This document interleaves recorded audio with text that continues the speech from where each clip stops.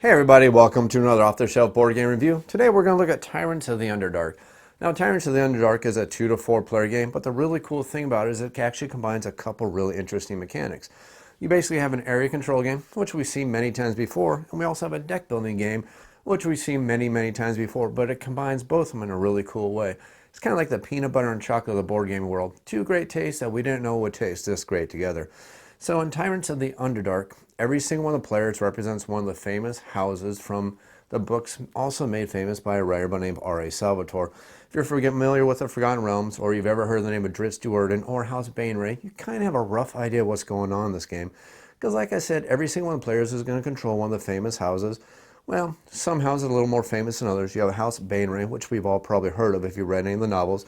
You also have House Barristan del Armgo, another pretty famous house. And you have two houses that are a little bit less famous, but they also had a lot of impact on the fiction. And they're pretty cool how they included all this in a pretty interesting area control game mixed with a deck building game.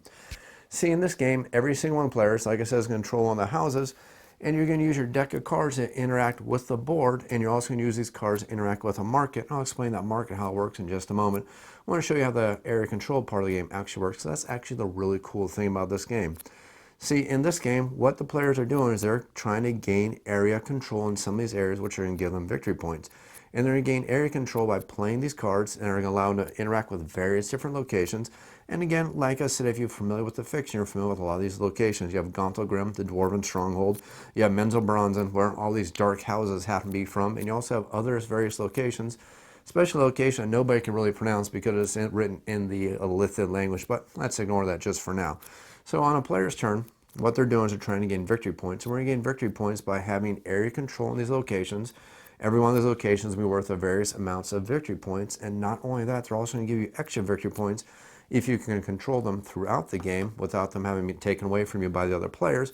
And you're also going to get more victory points if you have total control of the area, which means you control all the little circles in every one of those locations. It's going to give you extra victory points at the end of the game. So the way this game is going to work is players are going to play cards to interact with the market and also interact with the board. You're going to have cards such as soldiers, which are going to give you the ability to start adding more units onto the board. But you can only add units where you have presence, and I'll explain presence in just a moment here, but allows you to add extra units to the board. Now again, you're going to use these units to attack other players where you have presence, and you're also going to use these to gain extra area control. Another thing that you can do on your turn is you can play cards to play spies out here on the board. Now these spies are going to allow you to move into various locations and give you presence in other locations, which is going to allow you to do very cool things such as assassinate enemy units, which could be worth victory points at the end of the game. It's going to allow you to start adding extra units onto the board, because remember, like I said, you need to have area control or area majority in these locations, because the more area majority you have in these locations, the better the chances you are to go out there, take control of these areas, which is going to give you victory points at the end of the game. You can also do a very interesting thing. You can do a deck deconstruction mechanic, which is going to give you extra victory points because you can take some of these cards that you spent resources to purchase and you add them into your house inner circle. The good thing about this is these cards are now going to give you extra victory points. The negative about this is these cards are now out of your hand. That could be a good thing and that could be a bad thing. If you need those cards for their special abilities, putting them in your inner circle may give you extra victory points, but you can lose access to those cards. And speaking of cards, the really cool thing, other than the area control game, is the actual deck building game itself. Now, interesting thing about Tyrants of the Underdark, it comes with 160 cards, but you're only going to use 80 of these cards at a time. Because there's 4 different sets of cards. You have the drow deck, which has got a lot of cards that are really low cost cards. They have some interesting abilities that allow you to move around the board and use your spies quite well. You have the card that comes with the dragon deck. Now the dragon deck of cards are some really expensive cards, but these are some very heavy hitting cards that can actually influence your strategy, especially when you start getting some of the dragon cards. Next, you have the elemental deck of cards. Now the elemental cards are very synergistic. You want to use certain cards of a certain type. So you want to stick with the fire element, stick with the water element, stick with the air element, for example, and they're going to create a synergy with each other. The more synergy you have, the more powerful your deck becomes. And then finally, you have the Fiend deck. Now the Fiend deck is very interesting. The Fiend deck is going to allow you to put negative cards in your opponent's deck of cards, slowing them down, causing them negative victory points. It's also going to allow you to start sacrificing cards. Now sacrificing these cards takes them out of the game, so you lose the victory points for these cards. But the cool thing is it's going to give you some very powerful abilities, some one-shot abilities. So you have to do a very nice balancing mechanism of, do I burn my cards quickly or do I burn them slowly to get a lot of victory points and win the game?